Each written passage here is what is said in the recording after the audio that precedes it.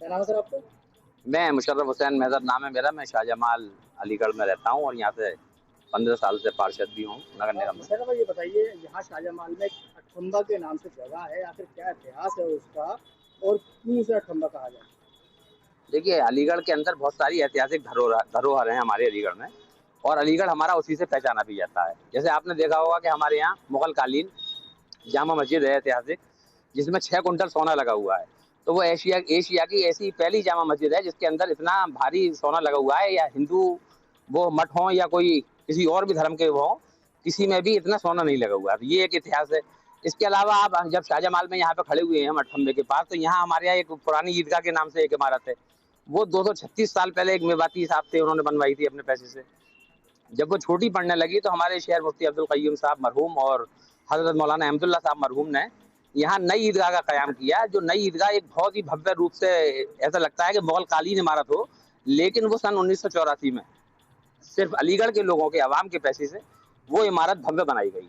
और जहां तक आप इसका जिक्र कर रहे हैं कि ये अठम्बा जो है, ये इस तरह के हमारे यहाँ 3 स्तूप बने हुए हैं जो अठम्बे के नाम से पहचाने जाते हैं।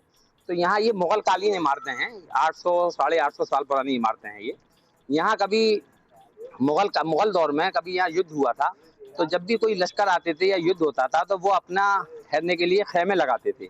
जहाँ खेमे लगाते थे तो वहाँ जो कि हजारों की तादाद में फौज होती थी, उनके कमांडर होते थे, सिपह सालार होते थे, सूबेदार होते थे।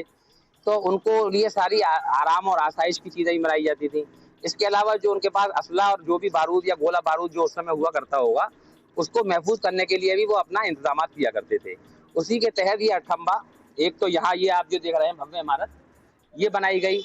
तो इसमें नीचे बना देते ताकि इसमें इंतजाम अपनी जो भी कीमती चीजें हैं या खान पान की चीजें हैं, जो खान पान भी लेके चलते थे वो अपना, और जो आयुध डिपो के रूप में इसको इस्तेमाल होता था।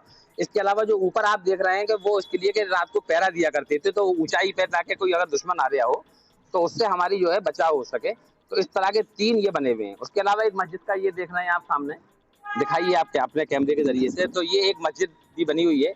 इससे ये प्रतीत होता है कि यहाँ कभी मुगल कालीन दौर में जंग हुई थी। तो जंग में जो लोग यहाँ शहीद हुए थे तो यहाँ उनको दफन कर दिया गया और यहीं पे फिर वो कब्रिस्तान जब से कहलाता है। इसके अलावा इसकी सबसे खास बात जो है, जो इसकी ऐतिहासिकता जो है इसको प्रमाणित करती है, वो इब्ने बतूता का सफरनामा है। जब इब्ने बतूता जहाँ भी जाते थे वो वहाँ का बारे में लिखते जरूर थे।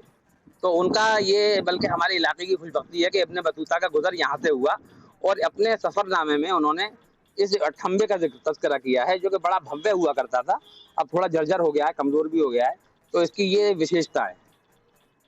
अच्छा, जिस तरीके से ये अठम्बा आज एक ऐतिहासिक इमारत के रूप में अलीगढ़ में मौजूद है, तो किस मुगल शासन काल के दौरान का ये अठम्बा मौजूद है? देखिए, ये मोहम्मद गौरी के जमाने का बताते हैं कि जब मोहम्मद गौरी का यहाँ शासन हुआ करता था, और उसी के नाम से यहाँ गौरिया बाग, जो जिसको अब बिगड़ के वो गुड़िया बाग हो गया है, वो जाना जाता है। तो यहाँ वो आए भी थे मोहम्मद गौरी, उसी मुगल काल, उसी दौर के गौरी काल के ये बने हुए हैं जो जितने भी इमारतें हैं हमारे, आप खंबे बने हुए हैं यहाँ पे, जबी की इमारतें। और ये बड़ी भव्य प्रधानता, भव्य रूप था इसका।